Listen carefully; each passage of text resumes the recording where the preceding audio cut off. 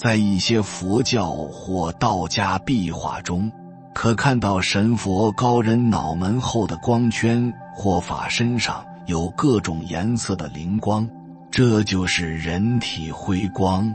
正常人的辉光是灰白或浅色，强健或当运时候灵光变强变色。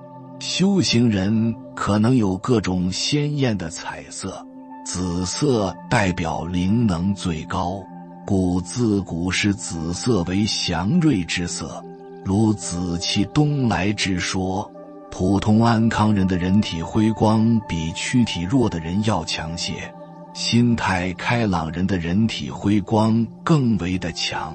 有病的部位光会变暗或缺损，病人发暗或灰绿色，临死的人是黑绿色的。厉害的高人可以通过灵光了解人的各种情况和运势。人体辉光的大小以及亮度是以其本人的我执、法执成正比的，你越是可以做到无我，你的人体辉光就越大越亮。传说每个人头上都有一道灵光，修为越高，辉光亮度越强。成佛的人差不多没有了我执以及法执。人体由二元性所组成，兼具物质与灵性的本质。物质部分即肉体，存在于较低的振动频率，灵性部分以极高的频率同时存在于物质与灵性界之间。一些具有灵视能力的人可以观察到人体气场或能量的发散，如同包覆肉身的多种色光，它尤其会出现在头部。每一个人都会放射出符合我们精神层次的颜色、大小、光度及任何一个思想、感情、情绪，都会在气场里以不同频率的颜色及形状显示出来。我们把它称为灵光。而7个脉轮就是能量的交汇处，7种颜色就是脉轮的主要颜色。最下面的脉轮海底轮是红色，脐轮是橘红色，太阳神经丛是黄色，心轮以绿色为主，喉轮为淡蓝色，眉间轮是靛蓝色，而最上面顶轮是紫色。这个人哪一个脉轮最发达，他所放射的灵光所拥有的那一个颜色就最多。由于每个人个性都是混合的，所以所放射出的灵光也几乎每一种颜色都有，而每一种颜色也都代表一个人的个性、气质，还有他意识层次的发展状况。灵光以金色、白色及紫色最好，代表着一个人精神层次最高度的发展。淡蓝是表示一个人有高尚的理想，淡黄表示他的理智发展，而淡红表示他有纯洁的爱心。每个人身上都有光，但是亮度、大小、颜色不同。有权势有地位的人一般都是红光、紫光；清高正直的人大都是白光、蓝光；小人、恶人都是黑光、灰光；善良热情的人都是黄光。人身上的光会随着心性、气运的变化而变化。早前好像在《84000问》这本书中，宗萨讲扬钦哲仁波切讲述了自己在英国的地铁站看到一束足以照亮整个地下通道的白光，他左右四顾，发现是一位瑜伽士。清朝文学家纪晓岚在他的《阅微草堂笔记》中记载过一个故事，说一位老学究夜里赶路，遇到了去世的老朋友，便与对方同行。路过一间破草房时，网友说这个是文人的家。老学究问你是怎么知道的？网友说一般的人在白天忙忙碌碌，脑中杂念丛生，导致性灵被掩盖，但晚上入睡后，什么私心杂念也没有了，性灵才清朗明澈起来。读过的书字字散发光芒，从人身百窍透射出来，色彩缤纷，灿烂如锦绣。学问博大精深者身上发出的光芒可以直冲云霄，与星月争辉。学问稍次一点，光芒也有几丈高，再次点的有几尺高，依次递减，最次的也如一盏莹莹的灯火，可以照见门窗。其实人身上会发光这件事并非杜撰，早在1696年，丹麦的解剖学家巴尔宁就报道过一个意大利妇女的身上会发光。英国科学家席利斯特里在《光学史》里记载过一个甲状腺病人的人身上会发光。1911年，英国医生基尔纳用双花青素染料刷玻璃瓶，意外发现了环绕在人体周围有宽约15毫米的光。后来，前苏联的科学家科里尔高频电场照相术把笼罩在人身体周围的辉光拍摄下来了。非常奇妙的是，身体部位不同，光的颜色也不同，情绪的变化也会导致光的颜色发生变化。有趣的是，当一个有辉光的女人接触男人的指尖时，辉光会向前伸展，而男人的辉光却向后退缩。圣彼得堡科技大学的量子物理学教授科罗特科夫认为，人从出生开始，一辈子都有一个生物能场，根据生物能场的情况，可以判断一个人的精神状态和身体好坏。所以，越是精神充沛、体力健硕、内核强大的人，辉光就越耀眼。那这种辉光对人本身有什么保护作用吗？其实除了可以作为检测身心状态的一种参考以外，人体辉光还可以用来探索和提升人体的潜能和创造力。因为人体辉光不仅是一种生物能量的表现，也是一种信息的载体。它可以与电磁场、光波、声波相互作用，影响和改变人体周围的环境状态。比如说，当你听某类音乐时，辉光会与音乐的频率产生共振，从而作用于人的情绪。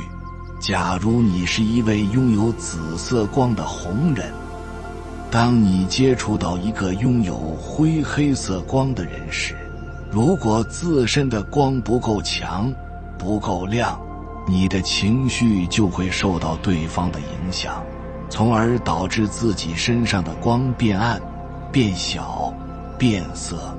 而真正的高手不受任何负面事物的影响，他们身上的辉光就会越来越亮，越来越大，最终形成结界。这种能量场不但可以抵挡负面的攻击，还能在一定程度上影响别人的辉光。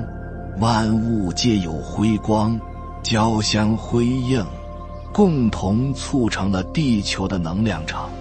1937年，科学家发现了幻叶效应。幻叶效应就是当你拿一片完整的叶子，用辉光摄像机可以拍到它周围的辉光，就算你剪掉叶子的一部分再去拍，还是能看到整片叶子的辉光。分享一个最快最简单的方式，可以看到自己身上的辉光。先找到一张白纸或者一面白墙，举起自己的胳膊，然后眯着眼睛观察肉体边缘与白色背景之间的缝隙。当你的视线开始模糊，眼皮控制不住的抖动时，就能看到你的皮肤上真的覆盖着一层光，而且真的有颜色。你看到了身上的光吗？不同的人身上会散发出不同的光，有些虽然颜色一样，但是深浅却各不相同。根据现代科学的研究，我们每个人乃至万物，凡是活的生命都有光，所以大家看到神仙、菩萨的画像上都有一个光圈。现在科学研究已经可以看到人的光圈，人的光圈约有1寻，就是8尺左右。换句话说，你的手臂有多长，你周身上下就有这么大的光圈。人体光圈有各种不同的颜色，而且这些颜色是随你的心情在变化的。如果你动了一个坏念头、恶念头，你光圈的颜色就变黑了；你心里有个善念头，你光圈的颜色也是亮的。光有几种，最好的是金色。道经上所谓的金色晃耀，就是圣人的境界。一般来说，人体的光芒就是两臂伸开画一个圈那么大，那么多。也就是说，呼吸所放射的范围也就是那样大。除非你经过修持，或者经过打坐得道，达到忘我的境界，那个光照和气的放射才会不同。道家有句话，天地玄珠，万气本根，在身心配合下，气有万种的变化。中国人看相，先要看气色好不好，的确是有道理的。研究发现，辉光会随着人的状态而变换颜色，比如企图说谎时，身上的辉光便会出现种种色彩斑点的交替闪耀跳动，而人生病的时候，辉光是灰暗色。癌病患者体内会产生一种云状辉光。常言道，人心地善良、乐观开朗，就容易有好运，即便有些小坎坷也容易迈过去。那么用人体辉光理论也是能解释得通呢？这些颜色代表了什么样的含义呢？现在我们就来探讨这个话题。接下来的影片有点长，但耐心看完，一定会让你对自身生命能量有一个更深层次的理解。所以请放下手头的事，仔细地聆听气场的颜色，身体周围的多彩光芒，类似暴风雨过后出现的美丽彩虹，或冬夜闪烁的北极光。7个主要色彩显现于人体气场中，这些颜色为红、橙、黄、绿、蓝、靛、紫色。它们衍生自磁场、电场、紫外线辐射荷尔蒙与化学分泌物及灵性能量。每种颜色与它的不同色调皆具有意义。除了7个主要色彩与它们的不同色调外，还有金黄色、白色、银色、灰色、咖啡色与黑色。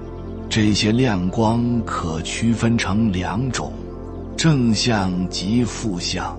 正向指良性与有益的颜色，负向则指恶性与不良的颜色。正向色彩，首先来看看有益或正向的色彩。这些颜色以美丽、洁净与清澈的能量呈现。简单来说，它们看起来赏心悦目，无法看见气场的人，在某些状况下也可体悟或感应到色彩。举例来说，一个人可能感觉到人们周围的蓝或绿色，这被解释成它们出现时所带来的舒服与愉悦感。以下为正向的色彩亮光：淡蓝色、中蓝色、深蓝色、淡绿到中绿色、阳光或淡黄色、淡橙到中橙色、嫩粉红色、中红到深红色、淡紫色、中紫色、靛色、银色、白色与金色。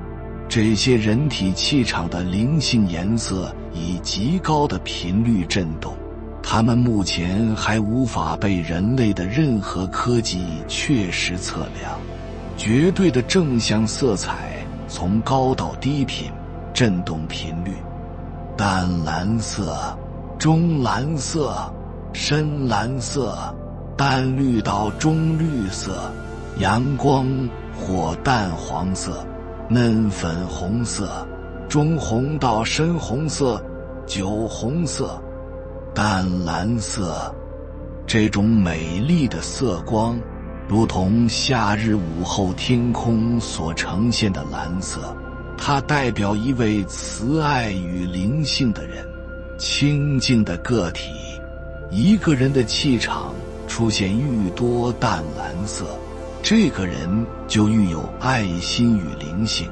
这个颜色代表相当高频的能量，对他人心怀怜悯与仁慈的导师、治疗师及咨商师。能量场中会明显地出现这个颜色，在头部附近可观察或感应到此美丽的颜色，它完全包覆头部，出现在距离身体半舵至6舵的位置。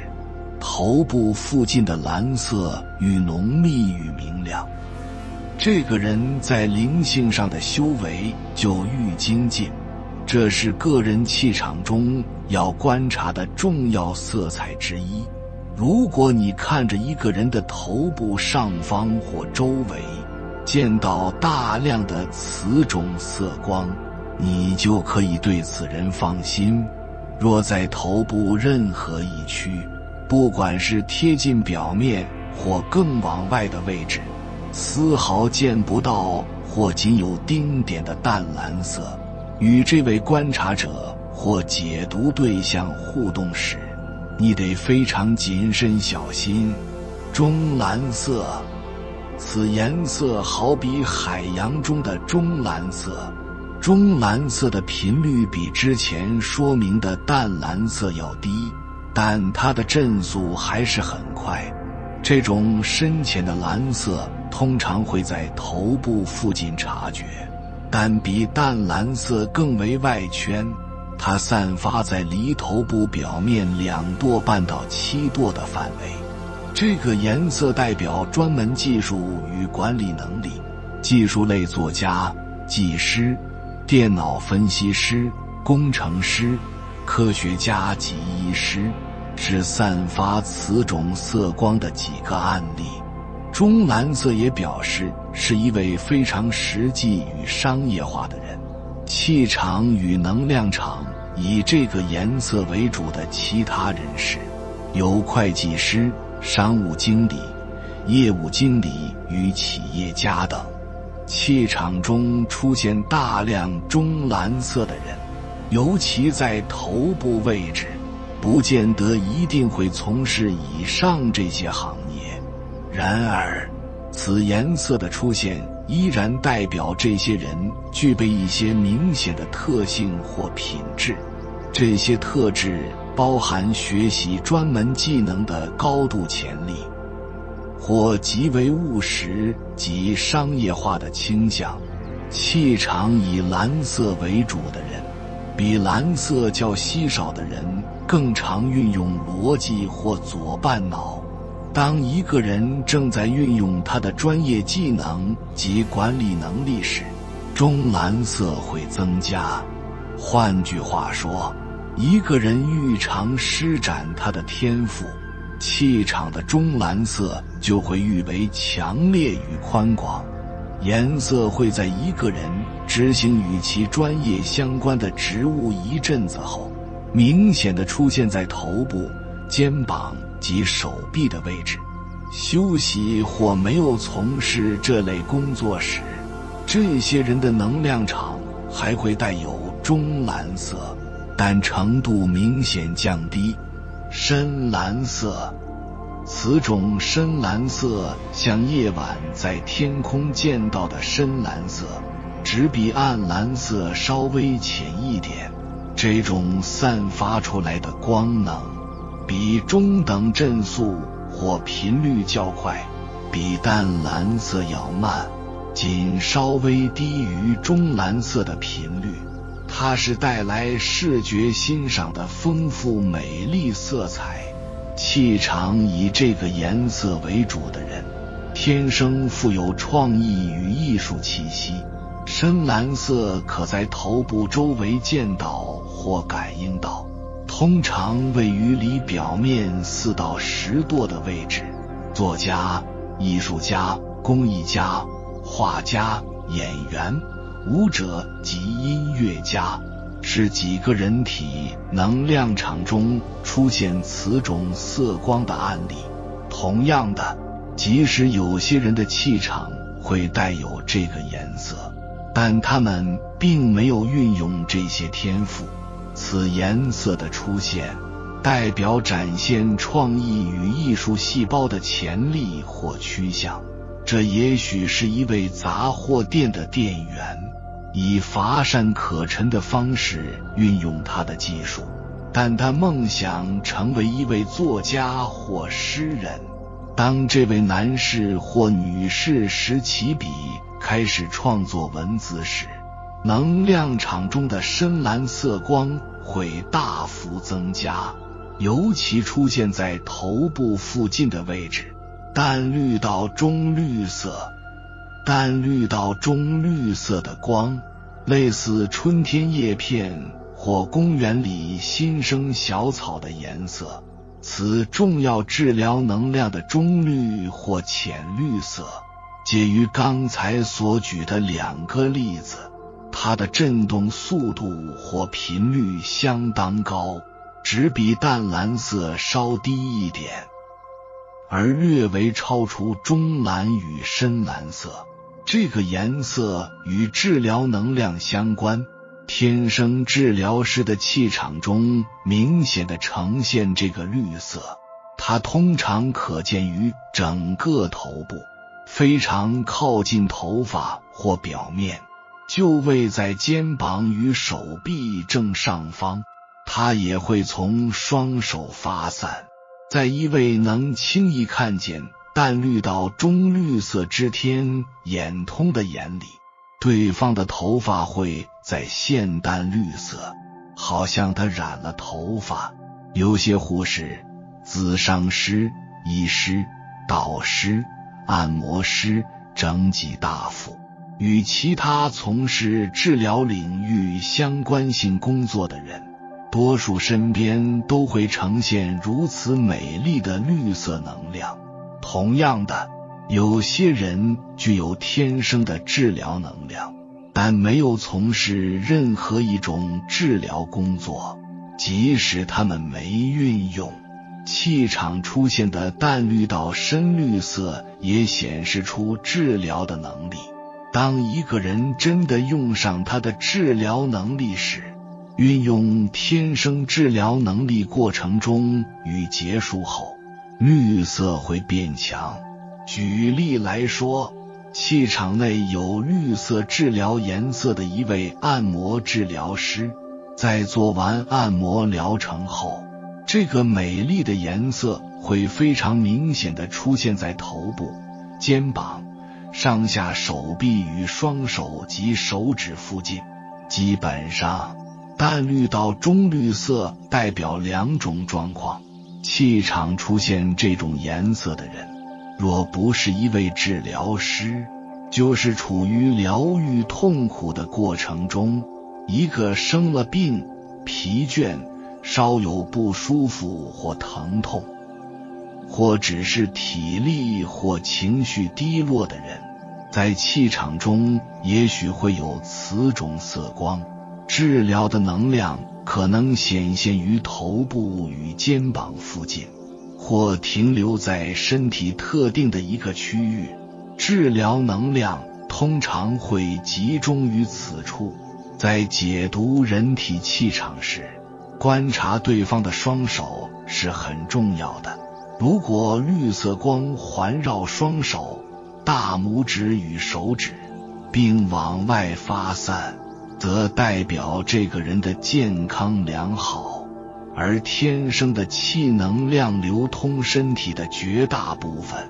反之，如果对方的双手、手指及大拇指没有任何一处出现此治疗光芒，此人会有健康方面的问题，或体内天生的能量流动不顺畅。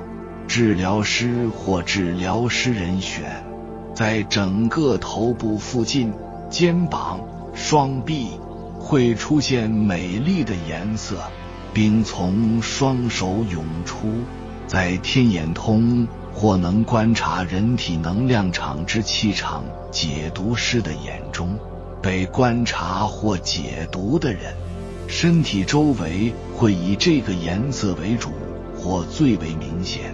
治疗能量在身体与气场运作的病人，不会明显出现绿色，手中仅散发些微或毫无这种能量。阳光或淡黄色，这个颜色如同洒入窗户的淡黄色阳光，也像一朵黄色郁金香所散发的明亮光彩，看起来非常鲜艳与美丽。此阳光黄色的振动速度中等或低于深到中蓝色的频率。气场中明显出现这个颜色的人，通常具有乐观、外向的天性及充沛的能量。此皎洁明亮的光可见于头部，通常离头发或头表面1度至4度的位置。依据一个人的心理状况、健康情形以及体力，它会在头部附近扩张或收缩。一个人身边能观察或感应到的阳光黄色愈多，这个人就愈乐观与精力旺盛。比方说谐星、个性外向与真正乐观的人的气场中会有大量这种能量。多数人的能量场中或多或少都含有这种色光，然而还是有些人的头部或身体附近仅出现少量或全无黄色的能量。这类人具有一些极为负面的特质，比方说态度不良或能量低落。嫩粉红色，嫩粉红色在气场色谱中位于低到中等的振动速度，它低于阳光黄色的振动频率。这种光看起来像婴儿毛毯或毛衣的美丽粉红色。气场中具有此美丽粉红色的人，满怀对人类深切的大爱。这种粉色光可距离头表面8到14度的位置观察或感应到，它会以回旋在气场上方或外缘的粉红色光呈现。现身的助人者之能量场中，会明显出现大爱能量的光芒。体贴的咨商师、慈爱的社工人员或和善的志工为主要案例。在生命中，你们都曾遇过这样的人。这些特殊族群对他人过度关心，并且会有延误个人需求与渴望的倾向。他们若没有学会顾好自己，当中会有人因此而受伤。中红到深红色、酒红色，气场中找到的正向红色是所有正向色彩中振动速度或频率最低者。它如同你在一杯红酒中见到的美丽浓郁的酒红色光彩。气场出现此浓郁重色的人具有庞大的性能量，他们大部分天生精力旺盛。此能量发出的光可见于头部附近，通常以深红色的小型云团或泡泡排列在离身体表面或头发3到7度的地方。性能量也会出现在精力旺盛者的整个气场中，它会以红酒或酒红色的光彩出现在肩膀、手臂、双手与双腿附近。一个人性能量愈充沛，身体周围的这个颜色就愈为明显。很多时候，中红到深红色的光彩也会出现在胸膛及胃部区域。这个能量的强度会依据一个人的心情而改变。如果一个人在性方面压抑，绝大部分的红色能量会在头部上方看到或感应到，颜色也会稍微浅一点。中性色彩，以下颜色意义上没有好坏之分：蜂蜜或金咖啡色，但蜂蜜咖啡色是一个有时会进入人体气场的中性颜色。如果你将巧克力与金黄色的蜂蜜混合，就可以创造出接近这中性颜色的色调。它看起来有点单调。蜂蜜色或金咖啡色代表权势、财富及社会地位，本质没有好坏之分。它也是物质界能量的一种显现。政治家、律师、企业总裁、会计师与富裕的商人，在他们的气场中偶尔会出现这种色光。天眼通或气场解读师在整个头部附近观察到蜂蜜色或金咖啡色，有些时候会包住全身。想象一个由透明物质形成的金咖啡色覆盖物被丢到一个人身上，完全填满整个人体气场。对于能够看见或感应到的人，这是蜂蜜色能量所呈现的样子。罕见的正向能量，之前列出的绝对正向色彩中，罕见的有白色、金色、淡紫色、中紫色、靛色以及淡橙到中橙色。除了淡橙到中橙色以外，所有这些特殊的采光能量都以极高的速度、频率振动。这些罕见的色彩不如一般正向颜色可在人体气场中经常见到或感应到。这类的高频能量，除了淡橙到中橙色以外，在一个人灵性精进及心灵更为觉醒时，会于他的气场中愈加明显。罕见的正向颜色从高到低频振动速度，白色、金色、银色、淡紫色、中紫色、靛色、淡橙到中橙色、白色。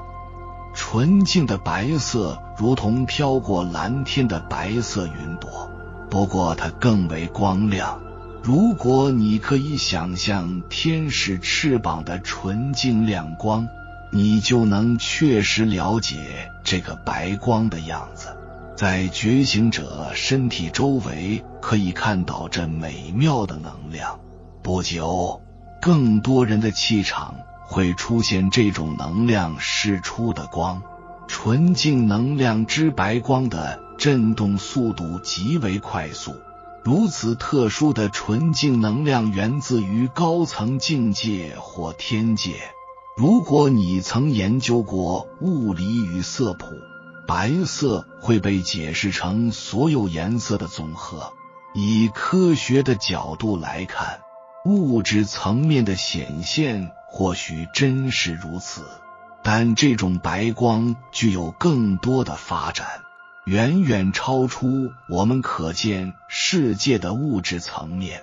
此种罕见的能量只会出现在已经踏入人生真正道途或将要上路的个体身上。当他们变得更为醒悟与知觉敏锐时，会开始透过顶轮接收来自天界的白光。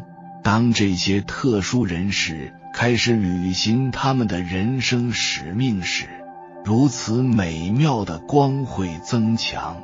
这个光缓慢地作用在人体气场，一开始先环绕头部位置，最终包覆整个气场。金色，这个美丽的颜色像是在金世中的淡色黄金，不过它更为耀眼。它的振动频率极高，仅次于白光的纯净能量。金黄的颜色代表源自高层、高次元的智慧与学问。人体气场中出现这种颜色的人，以接通更高层的讯息。他们有时直觉敏锐，观察入微，并具备高度的觉知。天生的老师与咨商师是身体周围会出现这种能量的主要案例。金色在这些人的气场中并非一直都很明显，只有在他们运用特殊的超感应能力于教学及开导他人时，才会变得更清楚易见。宽度与强度扩大，这个颜色通常可见于头部上方7到12朵顶轮外缘的位置。罕见的状况下，金黄色的能量会完全包覆一个觉悟者的头部与身体。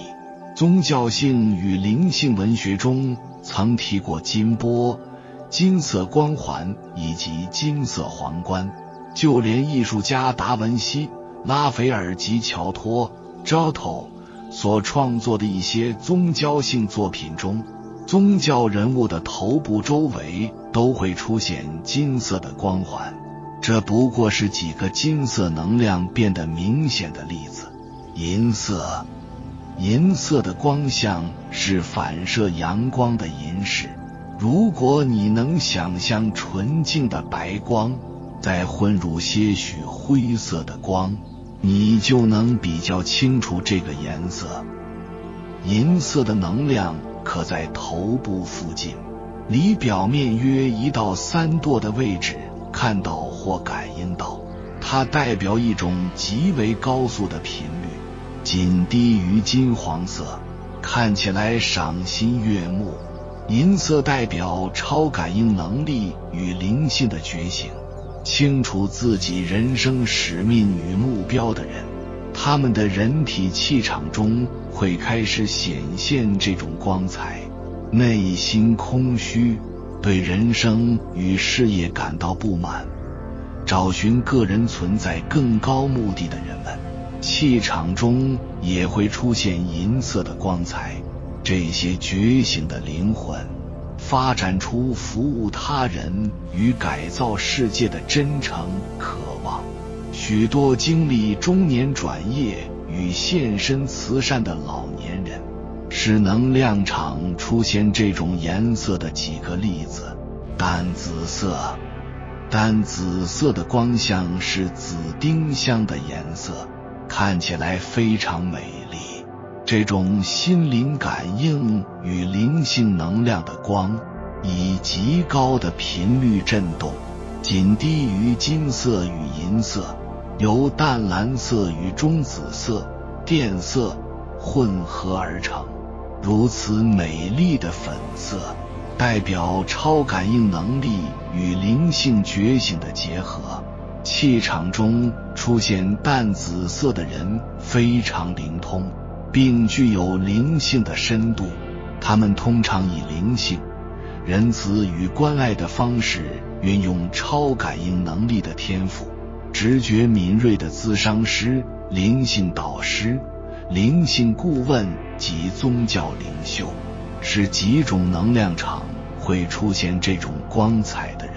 其他具有虔诚宗教信仰或灵性理念的人，身边有时也会显现淡紫色。正在开发超感应能力与追寻灵性的人，气场中会开始显现这种美丽的色彩。当他们开始喜欢这个颜色或受到它的吸引时，在装扮上可能会增添紫色或淡紫色的衣饰。通常这样的改变不会被察觉。一个人愈灵性与灵通，就会有愈多的淡紫色出现在其的头部区域。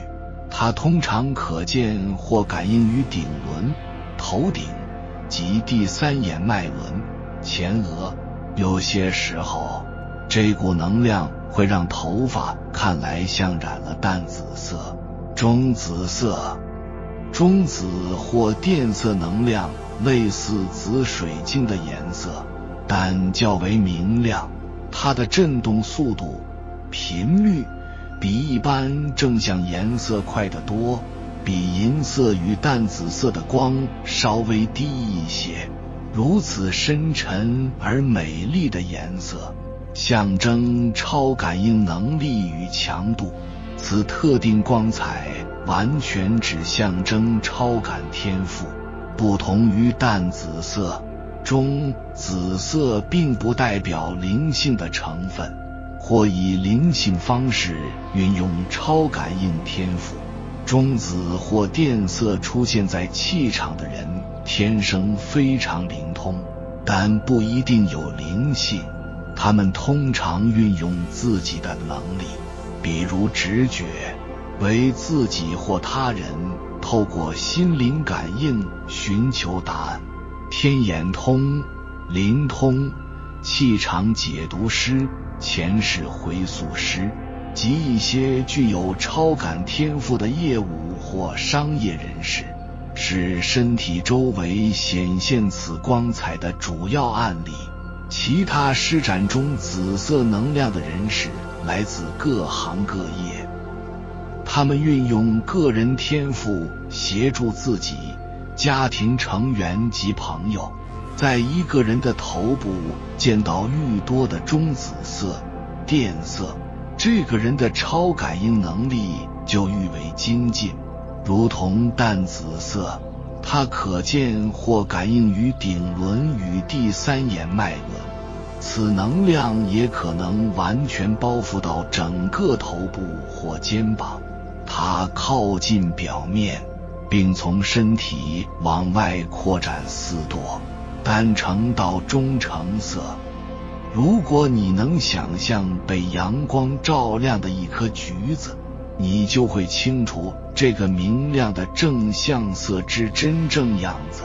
不同于其他罕见的正向色，浅橙到中橙色光的振动速度较为缓慢，稍微低于一般阳光或淡黄色。浅橙到中橙色代表独特的幽默感，才华洋溢的谐星及机智的说书者，他们的气场或外缘会呈现此种成色。在天眼通或气场解读师眼中，这个颜色会以浅橙到中橙色的能量球出现，它通常漂浮在距离头上方或侧边10到12度的位置，就在气场之外。当一位谐星或其他搞笑人才发挥他们幽默的天赋时，这股能量会从顶轮进入气场，在罕见的状况下，这个颜色会留在气场。气场色彩的变化，正向或有意的人体气场色彩看起来非常清澈、洁净与美丽。气场与当中的色彩经常在扩展与收缩，能量的光彩在变换与移动时，就像是夜空出现的北极光，它们在身体附近旋转与混合。因此，这些色彩的位置不过只是大概，它还会缓慢地变换。负向色彩有别于正向的气场色彩，负向或不良色有时还是会出现在人体的气场，但通常不会是与生俱来的。它们是黑色、灰色、浊黄色、浊橙色、咖啡色、亮粉红色、淡红色、带红的紫色以及暗绿色。这些颜色以丑陋、肮脏或浑浊的能量光晕出现，让人感到不舒服。负向或不良色彩在几种状况下会显现于气场。负面情绪，比方说恐惧、愤怒、担忧及哀伤，会改变气场的颜色，并引来负面能量而影响到气场。轻微的疾病，比如感冒，也会以浑浊、让人不舒服的颜色呈现在人体气场中，可在气场中感应到疲倦及能量耗损。人格上的缺点与恶劣的态度也会呈现在气场中。气场中负向的颜色比正向色彩的频率或振动速度要低很多，这些肮脏及多余的光晕的振动速度缓慢，它们彼此之间的差别仅在于不同样貌的污浊与丑陋。负向色彩从高到低频，振动速度：黑色、灰色、浊黄色、浊橙色、晦暗的咖啡色、浊咖啡色、亮粉红色、带红的紫色、暗绿色、黑色。这股能量与白光纯净的能量完全相反，这是一种非常污浊沉重的光，根据它在人体气场出现的位置，会代表不一样的意义。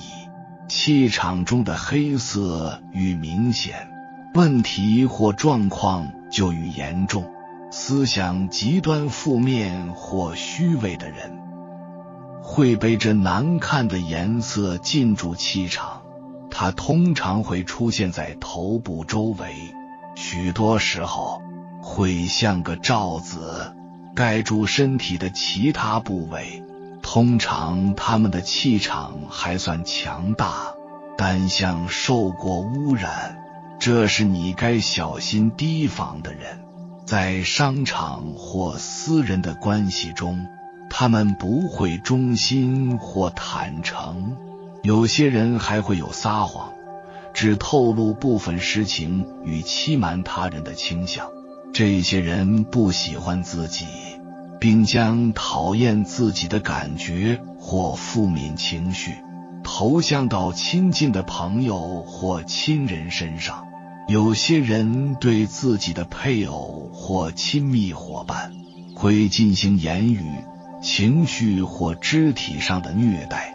出现在他们头部附近的正向能量非常薄弱，某些时候你甚至可以发觉有人在对你撒谎，欺骗你。如果一些人的气场看起来或感觉起来紧贴着他们，而在头部附近，通常离表面2到4度的位置出现较稀薄的浅黑色，则表示他们感到疲累，也可能忧郁。这些人的气场中可能还有些正向的颜色，尤其在头部附近，但它与浅黑色的能量搅和在一起。对于咨商师与其他精通人性研究的人，以下呈现负向颜色的另一种案例，非常有助于治疗特定的族群。如果你凝视着一个人的脸，而他好像盖着一层灰黑色的能量罩子，让脸不容易被看清，这个人在他的生命中则曾经遭受极度的虐待，部分虐刑可能来自于早年时期。这个不快乐的灵魂长久以来接受情绪、言语与肢体的凌虐，需要借由咨商打破承袭自过去的受虐习性。透过辨认负向能量散发的污浊或恶心的光晕，我们可以学会协助他人及保护自己。低频的黑色对敏感与同理感应者会产生压迫与不舒服的感觉。灰色，人体气场中灰色的负向颜色与黑色能量的意义相同，但程度较轻，它也可能代表暴病的人。举例来说，如果在额头位置看到或感觉到灰色的能量漩涡，特别是出现在左边眉毛上，这个人在这个位置就会感到头疼。对于天眼通者，气场具有灰色的这些人看起来需要冲个澡或泡澡。浊黄色，人体能量场中的浊黄色很容易与阳光黄色区分，它看起来像美丽的黄色被混上了泥泞或碳粉。这个负向的光看来很丑陋。浊黄色代表身体与气场内造成健康问题的淤塞能量。身体不适或生病中的人的能量场内会出现这种污浊的颜色，它通常显现于患部前方。一旦你已学会观察或感应体气场的色彩，就能分辨一个人是否患有特定的健康问题。举例来说，一位罹患初期到中期乳癌的妇女的乳房前方会漂浮流动着浊黄的颜色。关节炎患者在患部，比方说肩膀、手腕、手指关节及膝盖也会呈现同样的能量。背部有毛病的人，例如坐骨神经痛到双腿的，依据疼痛的程度，浊黄色的纹路会沿着一条腿或双腿往下流。如果绿色混入了黄色，则表示疗愈的能量在神经与其他患部发挥效果。如果绿色的治疗能量出现在任何有浊黄色的位置，也意味着人体正在努力疗愈这个区域。以正面的解释来看，活动量大的人在刚运用部分肌肉后，运动到的特定肌肉群组会出现比这个黄色稍微浅的能量，即使它是一种负向、低频的浑浊能量。在疾病恶化前，透过显示体内潜在的严重健康问题，它可成为一种极具价值的治疗工具。某些时候，气场解读师或天眼通者在疾病显现于身体之前，可在气场观察到疾病。如果它真正的价值能得到认同，就能成为治疗领域上绝佳的预防工具。浊橙色，浊橙色的污浊负向能量与浊黄色的意义相同，只是更为强烈。换句话说，此不良颜色代表疾病或损伤变得更严重或恶化。这种难看的橙色能量可能象征癌症或其他难以扭转的重病。晦暗的咖啡色，负向晦暗的咖啡色可代表不同的状况，这要依据咖啡色光出现在体能量场的位置。如果咖啡色能量完全围绕在头部，在一些人身上还包含身体其他所有的部分，它们则极其负面、狡诈，通常是首先标准与品德低劣之辈。这种不悦的能量以浓厚淡浅咖啡的颜色出现在气场外围区域，它往内扩散，但与头部及身体保持几度的距离。色情狂、恋童癖、精神变态杀手、危险人物、腐败及不道德的生意人及其他无用的社会残渣，是几种会显现此咖啡色能量的案例。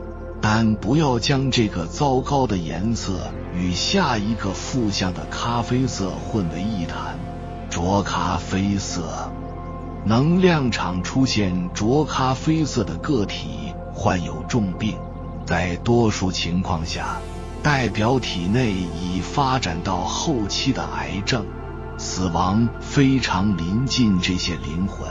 如此污浊的能量通常会漂浮在身体的患部上方，而与此处变换与旋转。如果罹患癌症的疾病蔓延到全身，咖啡色的负向能量会在整个人体气场中漂浮旋转，看起来像有人对气场扔了咖啡色的秽物及碳粉。此浊咖啡色反映出疾病与不适感的发展，从早期开始会以浊黄色能量显现。当一个人病情更严重时，在他的气场中会显示出黄色缓慢地转换成浊橙色，而最终变成浊咖啡色。对于敏感或同理感应型的人，重病者的人体能量场感觉起来稀薄、耗弱，靠近时让人不舒服。亮粉红色，亮粉红色是一种刺眼的能量，视觉或感觉上并不美好。想象一种温和、粉彩或稚嫩的粉红色与一种较强烈、刺眼的红色混合。在某些人的眼中，这种色调的粉红看起来让人不舒服，甚至丑陋。这个颜色是温和的光彩加上强烈愤怒的组合。好变的人在他们的气场中会有亮粉红色，明亮却难看的能量光晕，通常部分或全会被这愤怒的颜色围绕。你应该尽可能规避这种类型的人。在罕见的状况下，这个颜色会以小云团状漂浮在心的前方。浅红色，浅红色象征愤怒、挫折，某些时候代表体内淤塞的能量。能量场经常出现这种能量光晕的个体，充满了累积的愤怒与挫折感，某些时候会盛怒逼人。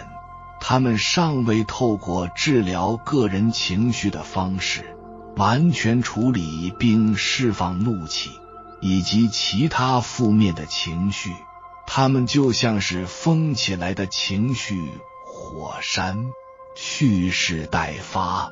这些反复无常的人，头上与旁边的红色光非常明显，它也可能出现在心这个位置。它就在2个区域呈小型云团的漂移着，看起来愤怒而丑陋。不健康的情绪，比如未发的怒气会缓慢，但最终形成淤塞的能量，而造成身体的淤塞或其他问题。罹患心脏问题的人，在心脏，有时整个胸膛会出现非常浅的红色，左肩及左边的上手臂也会有。如果问题还处于潜伏或掌控之下，头上方几乎见不到浅红色的能量。如果心脏的问题活跃，浅红色能量会扩散到整个胸膛，在受伤或生病的关节或肌肉，也可能见到浅红色。举例来说，肩膀非常酸痛或患有关节炎的人，在肩膀贴近皮肤的位置，会出现淡色到稍微深一点的浅红色，即使浅红色代表能量淤塞及健康方面的问题，而稍微深一点的红色代表愤怒。这2种光的色调都显示出怒气，它可能是个人内在的愤怒情绪，或单纯只是肌肉、筋或其他发怒的身体部位。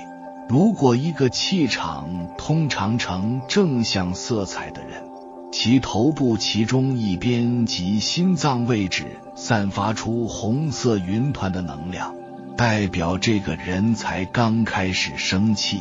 在怒气释放、恢复平静后，气场内的红色会消散。对治疗与咨商的工作而言，能看到与感应这种低频负向颜色的注意良多。带红的紫色，之前曾提过，人体气场中可能开始显现的罕见正向色，浅紫或淡紫色都代表着超感应能力与灵性的觉醒，而中紫色或靛色则单纯显示超感应能力。带红的紫色比正向的紫色能量看起来要更为污浊与强烈。如果你可以想象中此紫色与刺眼的浅红色搅在一起，你就能大概了解这个负向能量确实的颜色。这个光可在头顶的顶轮中及前额的第3眼感觉到，它也可能罩住头部表面，让头发看起来像是染了这种难看的颜色。人体气场内带红的紫色，同时代表超感应能力与愤怒。气场出现这种负向能量的人相当灵通，但满怀怒气与挫折感。对这些人而言，释放怒火与其他负面情绪，能够启动与加强内在的超感应能力。此时可能会发生异常的灵性现象，比方说玻璃杯粉碎，或物体自行移动、隔空使力，比方说用意念移动物体的能力，只不过是情绪创造超能现象的一个例子。这些人可能具有特殊的超感应能力，但却以负面的方式使用它们。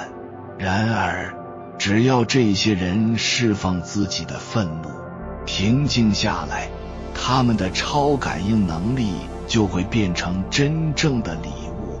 着绿色，不良的暗绿色与象征治疗的绿色完全不同。将夏日小草的绿色与炭灰色混在一起，你就会得到接近此肮脏负向能量的颜色。它以灰暗中绿色的能量云团显现。人体能量场中，如此不舒服的能量会在离表面4到7度的地方环绕整个或部分头部。气场中出现这种负面光彩的人，通常会嫉妒或艳羡他人，他们有贪图他人财产的倾向。此人格缺点的发展，从对同事的眼红，到垂涎他人的配偶或爱人。人体气场的这个颜色愈强烈，此人天生就愈善妒或容易羡慕他人。人体气场颜色的意义，我们前面提到过，每一个细身都会放射出符合我们精神层次的颜色、大小、光度，及任何一个思想、感情、情绪都会在灵魂细身以不同频率的颜色及形状显示出来，我们把它称为灵光。在此，我们大略的来看看我们的细身。由身是感性体跟理性体最重要的几种灵光颜色。这个世界上有3种基本颜色，蓝、黄、红，恰好也构成3个细身的颜色本质。蓝色代表智性体，黄色代表理性体，而红色代表感性体。3个基本颜色的混合则成为3种混合色，蓝跟黄合成绿色，蓝与红合成紫色，黄与红合成橘红色。3个混合色又再合成3种不同的颜色，绿跟紫合成橄榄色，绿与橘红合成柠檬色，紫与橘红合成褐色等。白色为所有颜色之综合。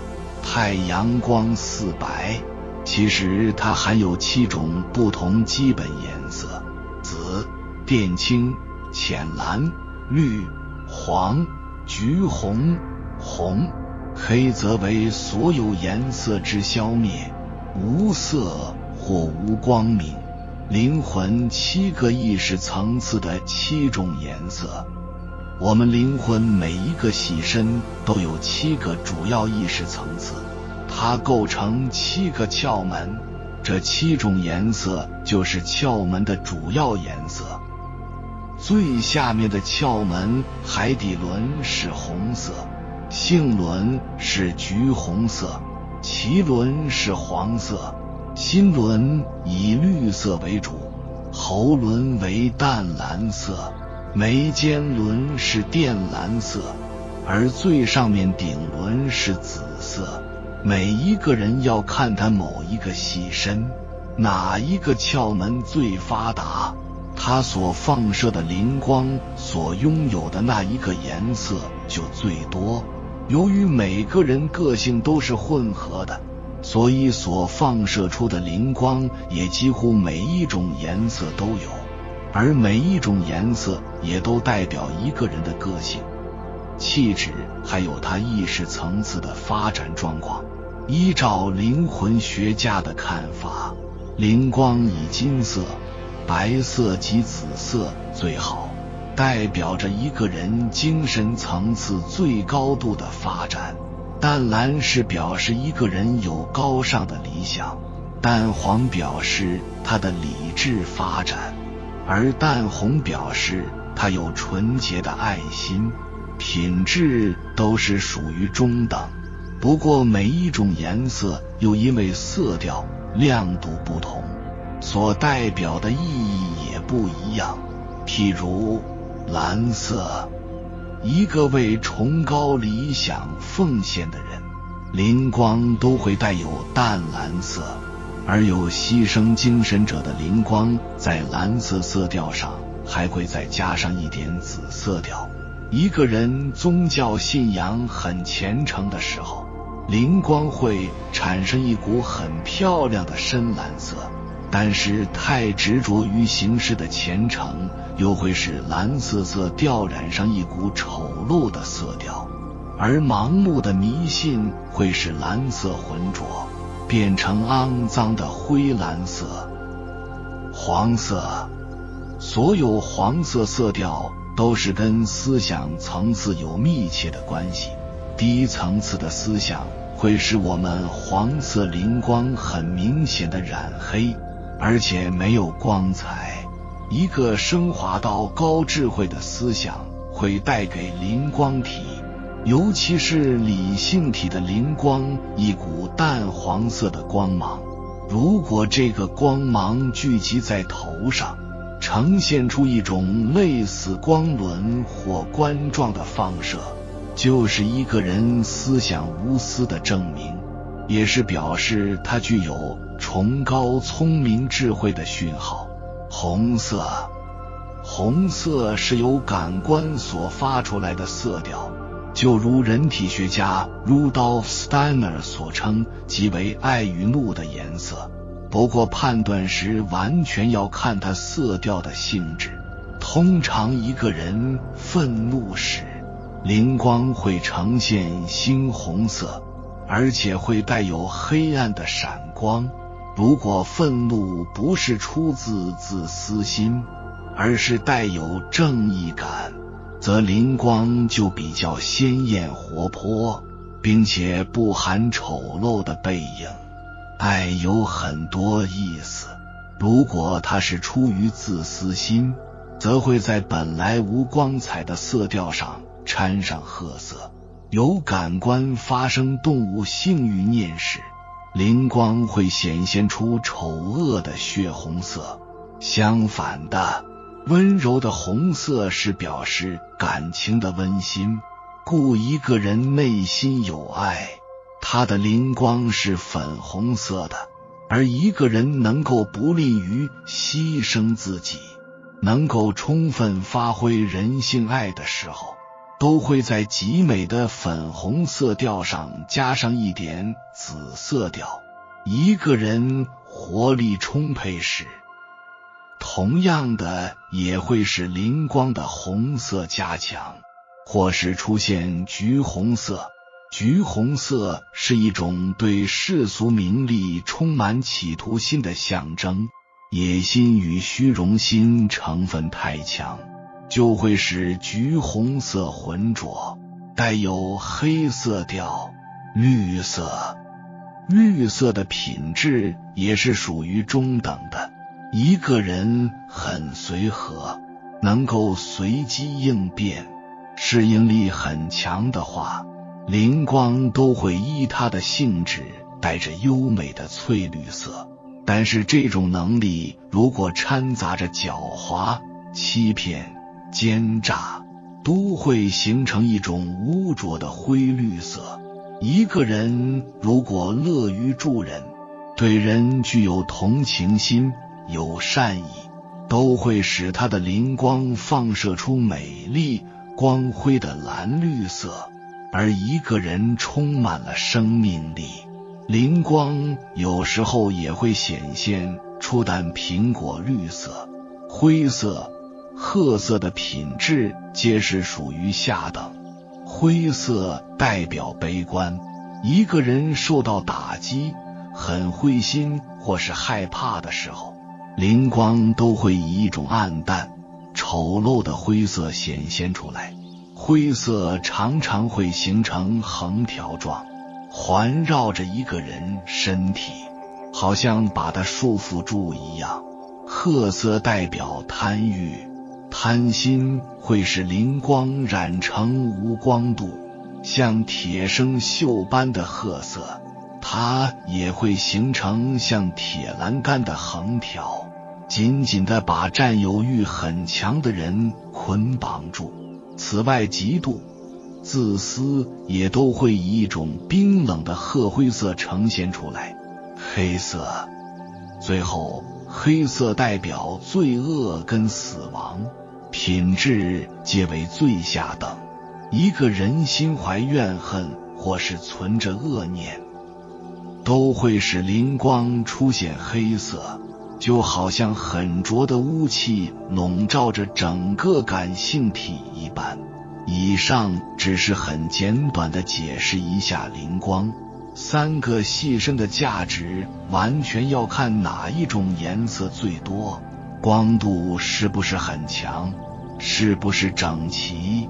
一般人的细身，尤其是感性体，变化无穷，没有一刻是固定的。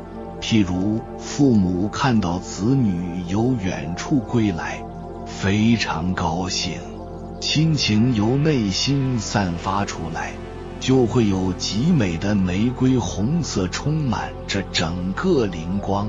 或是有些人在路上遇到仇人，无形中就有一股黑雾弥漫着整个灵光，那一种气势有如与对方势不两立。